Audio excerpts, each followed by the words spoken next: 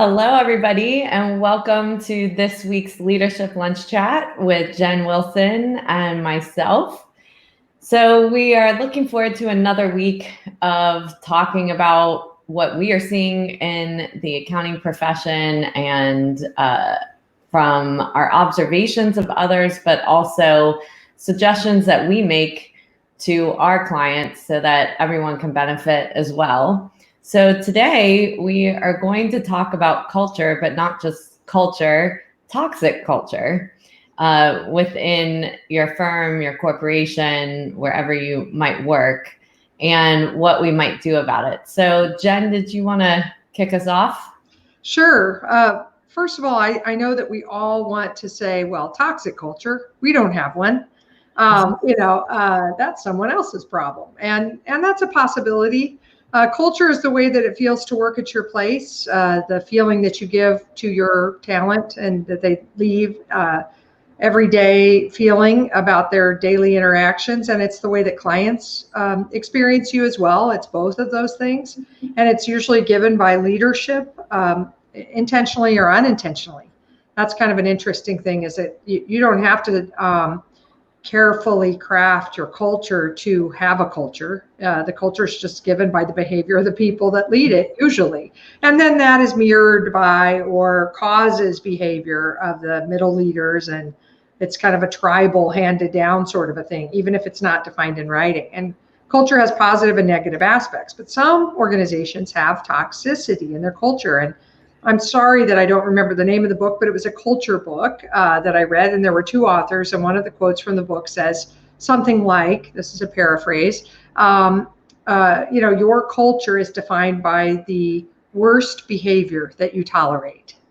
And so, one of the questions that I have is, what are you tolerating? What are we tolerating? And I think it's a really good exercise for firm leaders to think about that.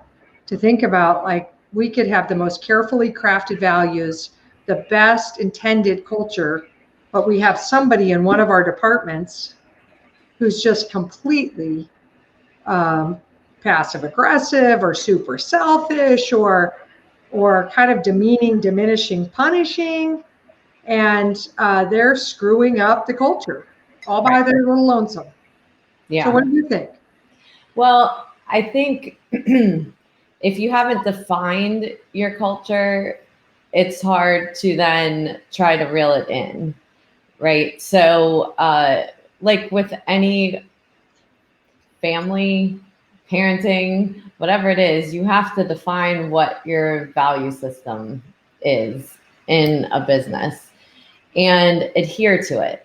So sometimes you'll see on websites the mission, the values, all these things that look great on a website, but it's the actual policing and monitoring of that culture in order to make sure that you're actually living to those values and you're living to what you wanted to create in that business and the workplace that you wanted. So when someone goes off the rails, if it hasn't been defined and if it hasn't been policed, it's very hard to reel that person back in because there's no group think on what it's supposed to be. Instead, everybody is making an individual opinion about what it's supposed to be rather than making sure that the whole is monitoring that culture because they love where they work and they don't want anyone to ruin it. So what I've seen in good cultures is that it isn't just HR that's having to police it or the boss. It's actually the coworkers as well, because no one wants someone to ruin a good thing, and it's how you're living to those values on a daily basis. So, when you are going through any kind of plan or meeting or proposal, it should be lined up to your value system that you define in your culture of, like, where does this line up in our 5 pillars or whatever we're going to put as, us working together and making sure that we're delivering work in the way that we want to, whether that means in collaboration, whether that means in how we're interacting with a client. and how we interact with our staff. But, even your performance evaluations should line up to those values and culture systems so that it's easy when someone goes off track. If they can't even give you examples of how they're meeting that value system, it's going to show in their own individual assessment of themselves. Right. Well, so I love that. I love the idea that, anytime we're trying to performance manage something, it's difficult to do it if there isn't a framework of expectation. You know what I mean? To say, geez, you're behaving in ways that aren't what we expect or accept. They might be like, where is that documented? Who told me that? And that's what you're pointing to there. So I agree 100% that clarifying in writing and creating an intentional structure for your culture is really critical. And many entrepreneurs don't start out doing that. But when we get to a certain size, you get enough people involved. If you don't do it, you start having counterculture behaviors or other people coming in and, like you said, defining it themselves and creating a culture. I'm coaching one client, and they just had a leader come into a decent sized group of consultants, and the leader, is like, doesn't want feedback and doesn't want problems raised in meetings, and is really kind of operating from looking good. I want to look good instead of do good or be good. And so there's a lot of like fear now to raise problems or issues. And when that happens and a leader starts trying to squash that sort of open, transparent discussion of things that aren't working, then when mistakes are made, people start throwing each other under the bus. We start having blame. I mean, there's all kinds of junk that's starting to happen in a group whose culture was awesome. Right. Before the leader was hired. Yeah. And the leader must have come from a culture where that was the culture and it was accepted or something. And now they're bringing it here and it isn't helpful. And we're starting to see these consultants get a little bit like, my awesome job just turned terrible. And, right. They're thinking about putting resumes together and that sort of thing. And that's an example to me, Amy, of maybe we didn't have our culture defined and intentional in writing. And we also didn't screen for culture when we hired, right? Mm-hmm. So we didn't stop and say, wow, cultural fit is the number one attribute. Then we'll talk about technical skills. Then we'll talk about experience. Then we'll talk about your salary expectations match ours. But cultural fit is the first gate. And if you can't get through that, you can't work here. And many firms, they screen for, do I like you? Mm-hmm. They don't screen for, would you fit? Yeah. There's a different examples of our values and how you've done that. Yes. And so, to get that screening properly, not only do you have to define cultural expectations or values, you have to define expected behaviors, and then you have to create questions and assign somebody in the screening process to ask the cultural screening questions. And they should be experiential, not like, do you value a culture of openness? Right. Everyone's going to say yes, because, no, I want a completely closed down, unexpressed culture. You're not going to get that. So you have to say things like, share an experience where you solicited feedback or where you received feedback you didn't solicit. And it was in front of a group of your peers. How did you handle it and how did you feel? Or something, just to see who the person is about something like if we are really all about feedback, if that's part of our culture, feedback loops, transparency, openness, willingness to hear what's not working. Just examples. And to really think about experiential questions to test for cultural fit instead of these, yes, no questions or leading questions. We want the person to tell enough of a story that you could gauge whether they'll fit. Well, and I would add two things as well to that. One really great interview process is to have example like work that person would be doing with the people that they'd be working with as one of the final interviews to see how they would interact. It's not just hearsay. Have them, put final work together? Are they good at doing that? How is their expectation of other team members? There was even one company that I had knew that they literally on the final interview, the whole company interviews them. They're in front of the whole entire company because those things are important, that they understand that culture and the people that they're going to work with. Because a lot of the time the hiring manager, someone's going to show their best self to the hiring manager, but the people that their coworkers or that work for them might pick up different traits that they're concerned about from other leaders that they have worked with. And the second thing I would say that I have found as an issue with culture many times is that we think about it from a personality trait.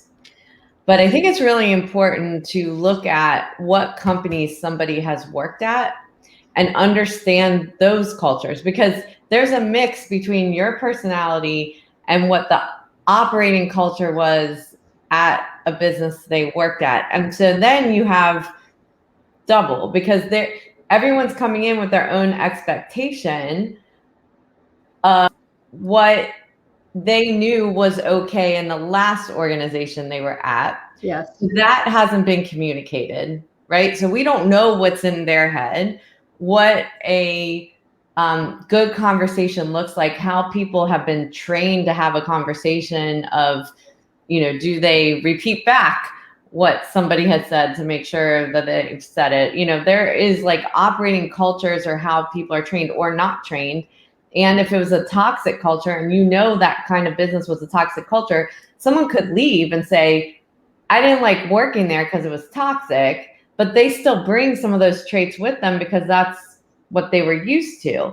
So exposing that and understanding the other organism someone has worked at is also going to show if someone fits. So like, for instance, I was talking to someone a week or so ago, and they hired someone from McKinsey. So they were really impressed with the background, but then that background of McKinsey didn't fit in their culture, and they're trying to break that. So the reason they hired that person was for this experience and expertise level that they had, but then they don't like how they operate because they got trained by McKinsey. And I think that's a really good example of how this all doesn't interwork together sometimes. And don't we hear that all the time when people, hire folks, middle market firms hire somebody from the Big Four, and then they say, I thought they were going to do this and that, but they're acting like this, and they didn't screen for any of that. They didn't expect. And those people expected to have assistants and yes. other people to get their hands dirty instead of the person that, if you want someone to roll up their sleeves and get their hands dirty, make sure they have a background that does that they're not expecting people that work for them to do all that. Which you can find out in that experiential interview process where you're asking them to work with a team or produce a deliverable. Some of that sort of jumps out at you during that process. Well, and then, maybe we shift a little bit and talk about, you use the word policing, I might use the word cultivating or managing the expectations around somebody who's off culture, who's stepping outside of expected behaviors, who's creating some toxicity in their group, and what to do about it. And, in our leadership lunch chats, Amy, we've talked, as my dad would say, till we're blue in the face, about the importance of bringing up issues and delivering feedback and not letting things fester, not avoiding or accommodating behaviors that don't mirror what's expected. And so, dealing with this sort of an issue can be tough because it's, when you think about behavior, it's kind of a character kind of thing. And you're talking about somebody about their intentions or their motives often, which can be awkward, to say, because if you don't get to that, by the way, if you don't get to what's the thinking behind how they're behaving, they won't be able to shift it. So you've got to talk to them about intention and motive. What's behind this? So I use the example of the leader who comes in from the outside and they start changing the group culture by making it less open, less willing to hear feedback, less willing to discuss things that aren't quite working, or to brainstorm problems together as a group. Instead, it's considered an affront, like insulting almost, to bring that stuff up. And so if you sat down with that leader, if you're the leader who has to try to bring them into the culture, do that training you suggested and that coaching, you have to sit down with them and say, so one of the things we're hearing and noticing is that, since you've joined, it doesn't feel like you are embracing this open to feedback, willing to change, looking to get better part of our culture. It sounds like instead you're sort of tamping down those comments or discouraging them. And I just, I really wanted to understand why that is and kind of what's behind it. And you try to get the person to explore that. Now, sometimes they'll be like, I'm not doing that, and what you get is an argument.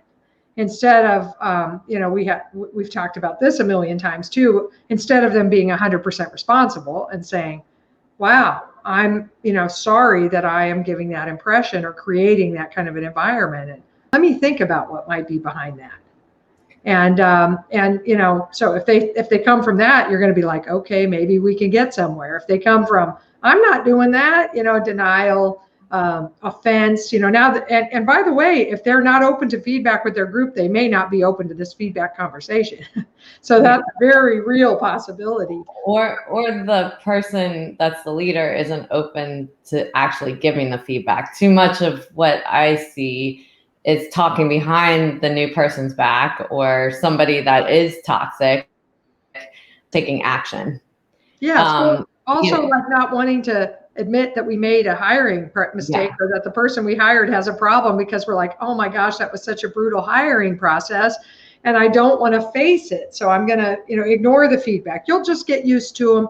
I'm sure it's just a culture, it's just a meshing the cultures, just hang in there. Instead of us addressing it, we may placate for a while because and as a leader, your team, your staff looks to you to take action. Exactly. So when action isn't taken, that's when they start feeling like they've got left behind. They're not important. They're listening to another person that, the leadership is supporting that isn't in line with the values of the company, which then starts deteriorating culture. So it is important to take action, and it doesn't always have to be seen in a negative light. You can set up the expectation right from the beginning. We meet one-on-one, and one of our meetings every month is open feedback. How can I help you? How can you help me? And so forth. What are we hearing? What do we need to improve? We decide with the things that we're hearing, what's important, what's not important. So sometimes there's reasons behind certain actions, and what's the support that a new leader needs as well.